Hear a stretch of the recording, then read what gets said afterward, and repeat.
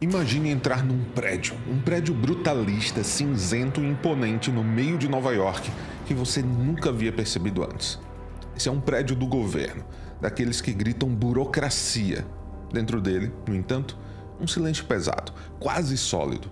Mas então você ouve um sussurro, um ruído. Você não sabe se aquele barulho vem das paredes ou da sua própria cabeça. E conforme você para e tenta perceber mais detalhes, o chão range, mas não tem ninguém. Você vira um corredor e encontra um zelador finlandês com um olhar que parece saber todos os segredos do universo. Ele te entrega um esfregão e fala de férias. E conforme você avança para a sala ao lado, uma máquina de xerox ronrona agressivamente.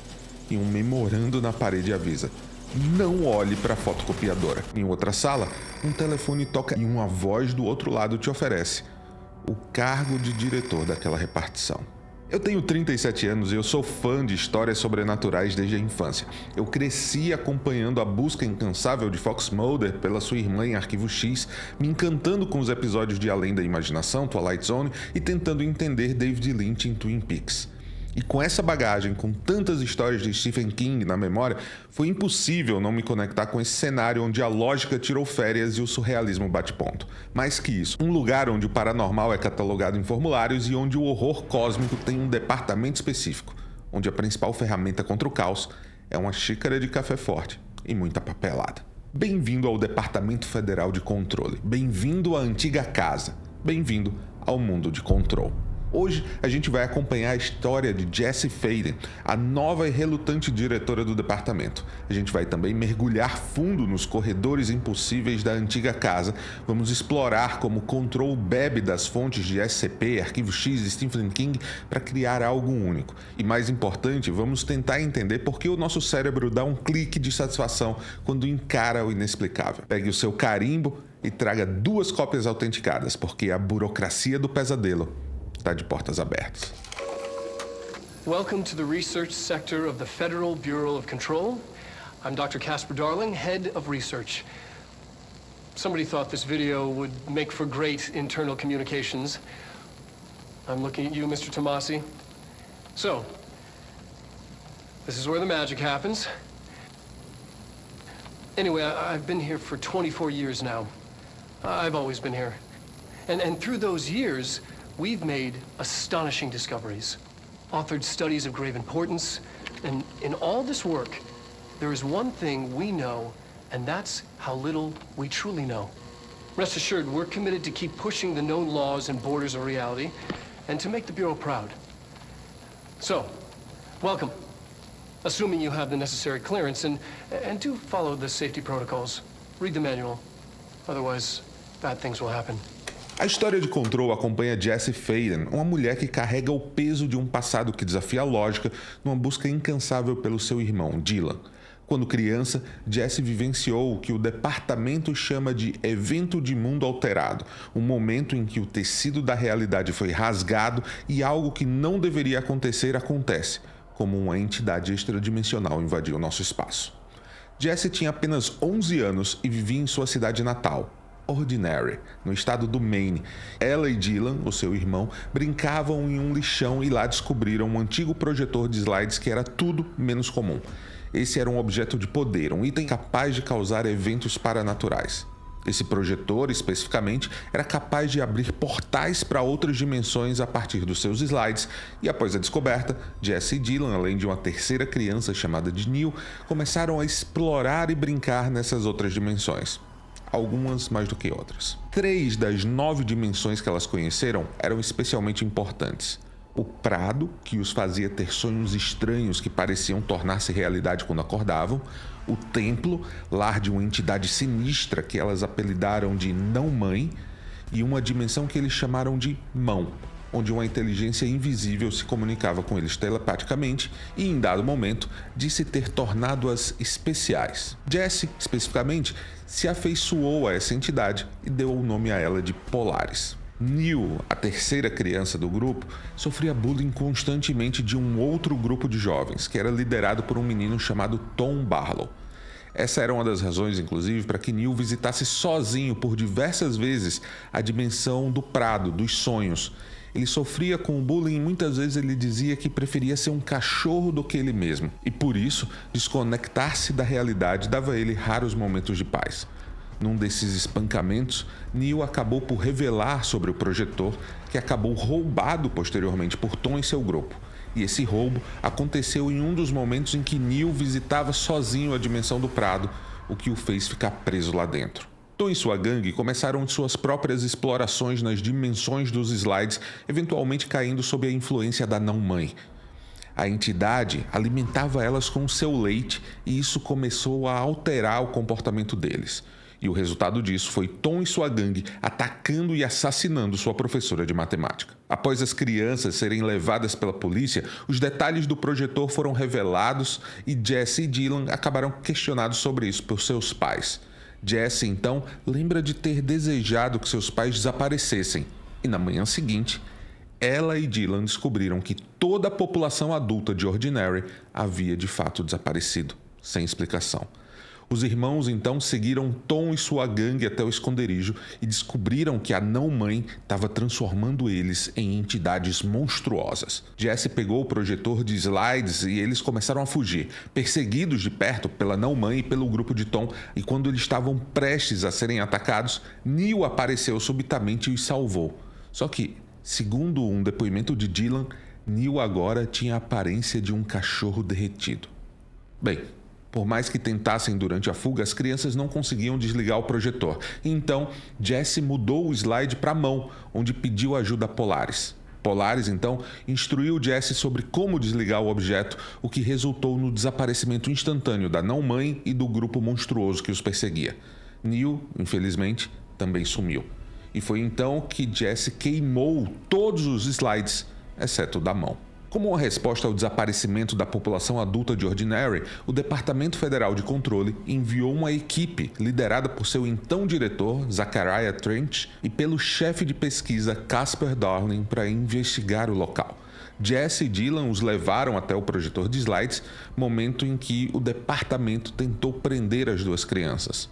Jesse conseguiu escapar, mas Dylan foi capturado pelos agentes e levado embora. Jesse, então, cresceria consumida pela culpa por esse evento. Nos 17 anos seguintes, Jesse perambulou entre empregos e residências enquanto ninguém acreditava em suas histórias sobre os eventos em Ordinary, já que o Departamento Federal de Controle havia encoberto esses acontecimentos e os declarado como um acidente industrial.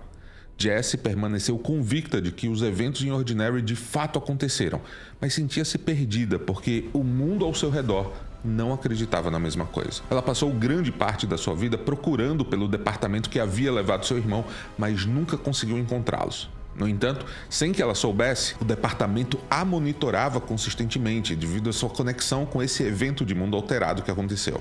Polaris, a entidade que ela conheceu na infância, também permaneceu em contato com ela, que ocasionalmente recebia mensagens. No entanto, essas mensagens elas não se tornaram significativas até 2019, quando Jesse se convenceu de que Polaris estava tentando convocá-la para um endereço muito específico na cidade de Nova York. Esse era um endereço que os mapas parecem ignorar. Rua Thomas, número 34. Um arranha-céu brutalista monolítico sem qualquer janela. Um prédio chamado de Antiga Casa. Esse é o coração pulsante e talvez doente do Departamento Federal de Controle. Bem, a gente tem agora o nosso contexto. Uma pessoa quase comum, movida por um amor fraterno, tropeçando nos corredores sombrios de uma conspiração que engole a própria realidade. Muito Arquivo X. Mas bem, quando Jesse cruza o limiar da antiga casa, não tem ninguém na recepção. Não tem música de elevador, só um silêncio pesado quase perturbador e escritórios vazios mergulhados na penumbra, junto com uma sensação visceral de que algo está fundamentalmente errado. Os seus passos ecoam até o escritório do diretor, Zachariah Trench, e a cena que espera ela parece arrancada de um pesadelo febril. Trench está morto, uma arma bizarra repousando ao seu lado, sugerindo que ele tirou a própria vida. Aqui, o surrealismo bate a porta com força. Aquela arma não é um revólver comum, é a arma de serviço, um objeto alterado cuja posse representa a direção do Departamento Federal de Controle. Essa é uma relíquia que muda de forma e talvez já tenha sido a espada Excalibur ou o martelo Mjolnir em eras passadas. E ela escolhe Jesse. E num piscar de olhos, sem formulários, sem entrevistas, Jessie Faden passa de intrusa a nova diretora. E o cargo vem com um aviso implícito. Parabéns. O apocalipse agora é sua responsabilidade. Esse é o timing perfeito para o inferno, ou melhor, uma dimensão vizinha com péssimas intenções decidir fazer uma visita. O ruído, uma força invasora, uma cacofonia psíquica vinda de outro lugar, inundou a antiga casa. Agentes se contorcem, transformados em marionetes hostis, e suas vozes são substituídas por um mantra malévolo e repetitivo. A arquitetura do lugar, já instável, agora se deforma como cera sob o calor. O departamento está sitiado por dentro, e Jessie, a diretora acidental, é a única imune. A sua proteção é uma presença sussurrante, uma aliada invisível que a acompanha desde a infância. Polaris. Mas você deve estar se perguntando que diabos é esse Departamento Federal de Controle. Pois bem, pense na Fundação SCP, mas com um orçamento governamental e uma dose extra de burocracia. O departamento, que tem a sigla original em inglês FBC, Federal Bureau of Control, é a linha de frente da humanidade contra o inexplicável, contra o paranatural. E a sua missão é encontrar, estudar, conter e, quando possível, controlar fenômenos que rasgam o véu da nossa realidade. Eles também catalogam objetos de poder, que são itens mundanos com habilidades extraordinárias, como, por exemplo, uma geladeira que ataca quando você não está olhando para ela. Eles também têm, por exemplo, um pato de borracha que te persegue com intenções desconhecidas. E eles também investigam eventos de mundo alterado, que são cicatrizes na realidade onde o outro lado vazou. Ao se aprofundar na antiga casa, Jessie descobre que está enterrada em papelada, em memorandos sobre como lidar com o mofo senciente, em relatórios de incidentes envolvendo carrosséis interdimensionais, protocolos para conter um flamingo de plástico que ignora a gravidade. Tudo isso escrito numa linguagem fria e impessoal, quase cômica em sua tentativa de enquadrar o horror cósmico em formulários A4. E tudo isso acontece dentro de um ambiente que talvez seja o maior dos absurdos, tá?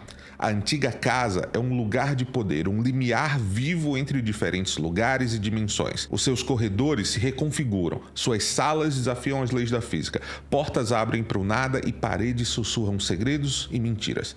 Esse é o Black Lodge de Twin Peaks com bebedouros e crachás de acesso.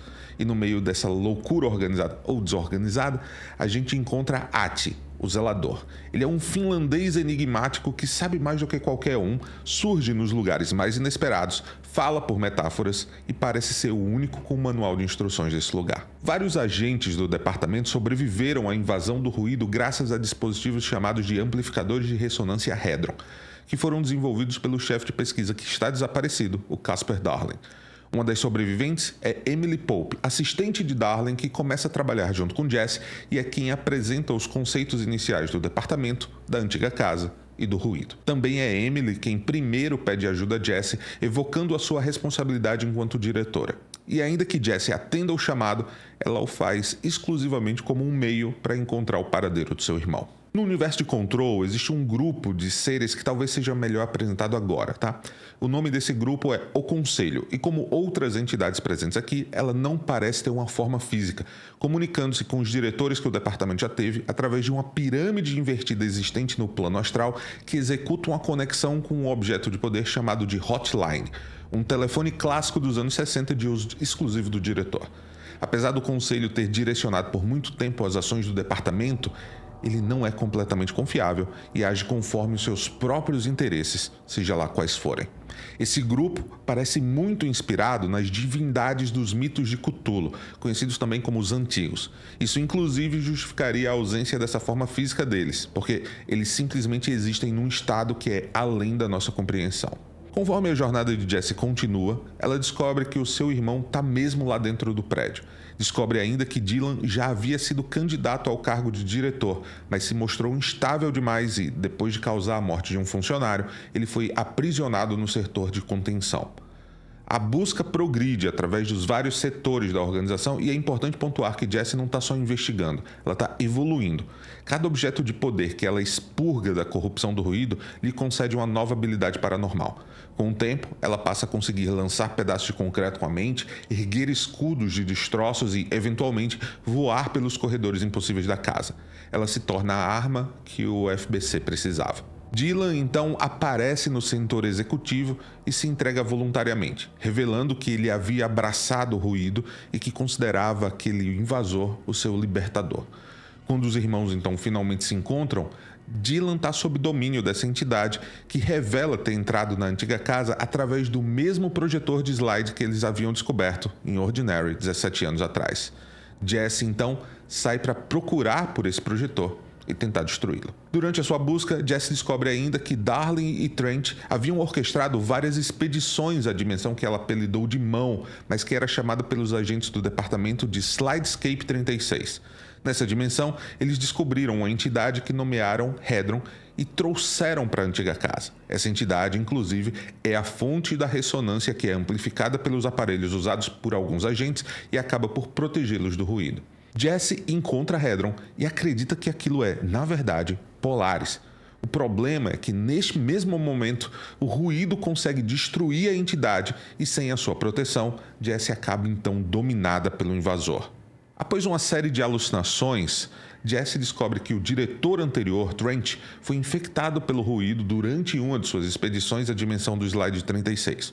Posteriormente, ela consegue ainda se libertar do ruído, encontrando a ressonância de Polaris dentro de si mesma. Enquanto isso, Dylan escapa da contenção e encontra o projetor de slides e entra no plano astral através dele para tentar corromper o conselho. Jesse, no entanto, consegue deter o irmão e expurga o ruído dele, fazendo com que ele entre em coma. Logo após isso, ela também desliga o projetor de slides, fechando o portal, mas, dessa forma, também mantendo o ruído dentro da antiga casa, que permanece em confinamento até que não exista mais nenhum traço da entidade. Essa é a história base de Control, que faz parte de um universo interligado de jogos da Remedy, incluindo a franquia Alan Wake, o título Quantum Break e o mais recente FBC Firebreak, que acompanha uma equipe de agentes resolvendo missões dentro da antiga casa.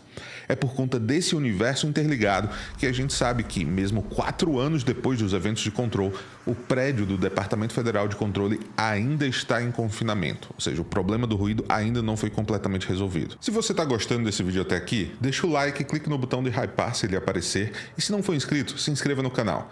Isso aqui só é possível porque eu conto com espectadores que contribuem através do apoia-se/VictorCave. Apoiando por lá, você ganha acesso a vídeos de bastidores, conteúdos antecipados, sorteio de chaves de jogos e um grupo exclusivo do Telegram. Antes de mais nada, para quem não entendeu quando eu falei em Fundação SCP, calma que eu explico. Imagina o seguinte, existe uma organização secreta, gigantesca, espalhada pelo mundo todo. Pense nos Homens de Preto, só que em vez de aliens, eles lidam com tudo que não deveria existir, desde uma simples caneca que te faz falar em rimas, até entidades cósmicas que podem apagar a realidade com um espirro. A Fundação SCP, que significa Secure, Contain and Protect, é na verdade um projeto de escrita colaborativa gigantesco da internet. Milhares de pessoas criam relatórios sobre objetos, lugares e criaturas anormais, os SCPs. Cada um tem um número. O SCP-173, por exemplo, relata sobre uma estátua que só se mexe quando você não está olhando. Um clássico para quem é fã de Doctor Who, que certamente vai reconhecer. Os relatórios do SCP são escritos numa linguagem supercientífica, burocrática, cheia de dados expurgados e procedimentos de contenção malucos.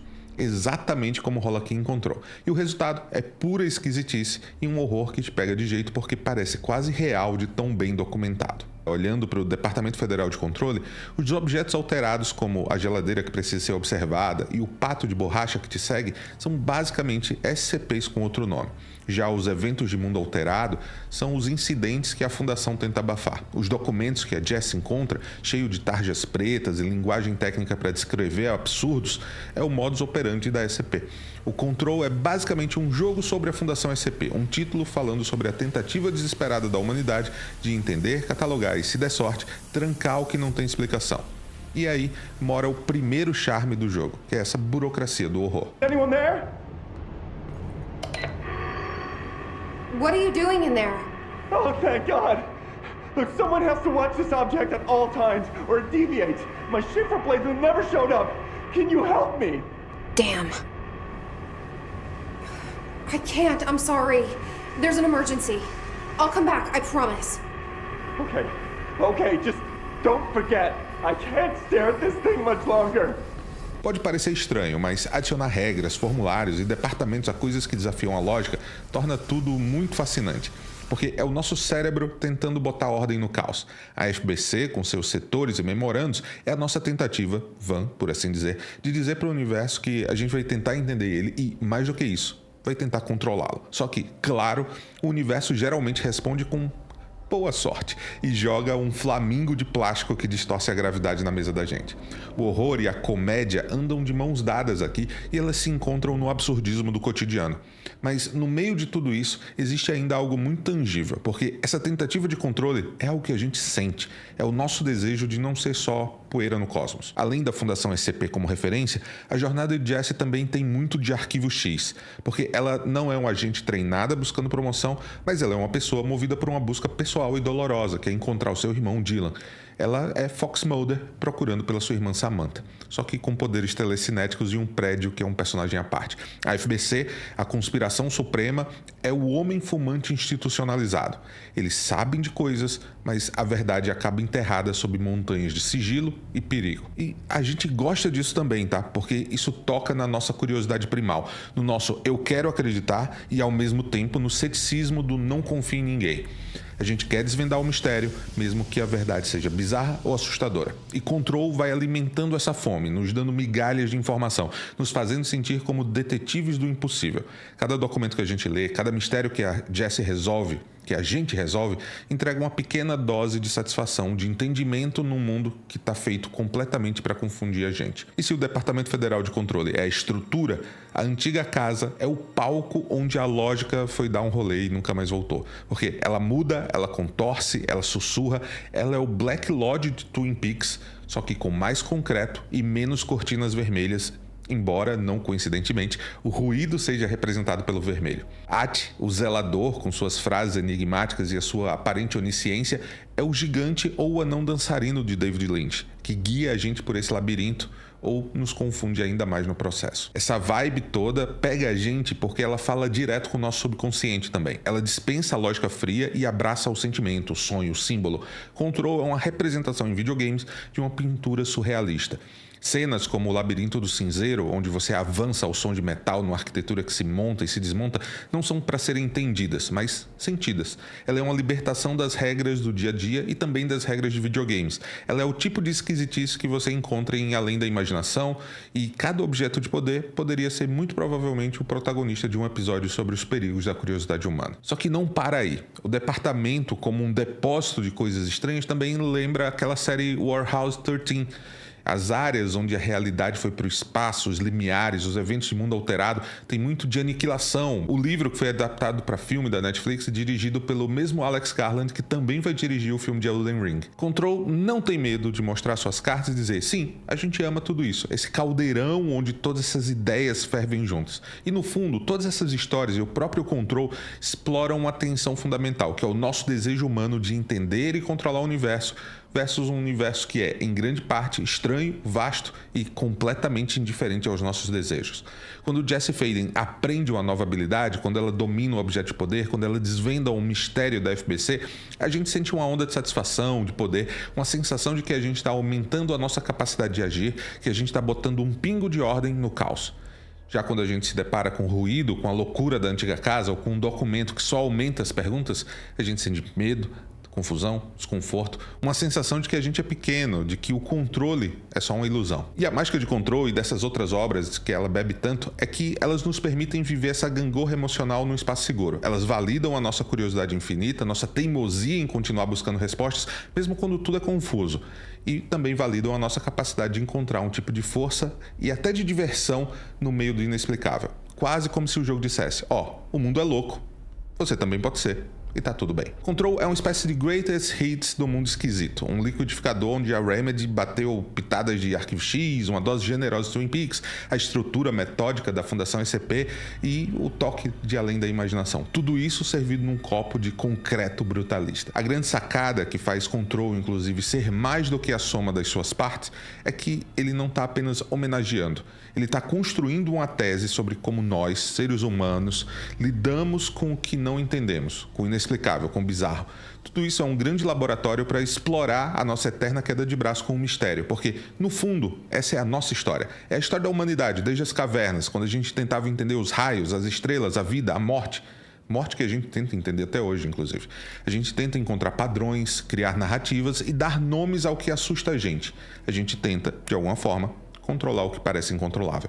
E essa sensação, essa abertura para o mistério, para o e se, é muito estimulante. Ela mantém a nossa mente afiada, a nossa curiosidade acesa e por isso, da próxima vez que você se pegar fascinado por uma história que não faz muito sentido, que te deixa com mais perguntas do que respostas, abrace essa sensação, porque você não está só consumindo entretenimento, você está exercitando a sua capacidade de se maravilhar. E você, já jogou Control? Se sim, como é que foi a sua experiência? E quais outras referências você encontrou por lá que eu não comentei aqui nesse vídeo?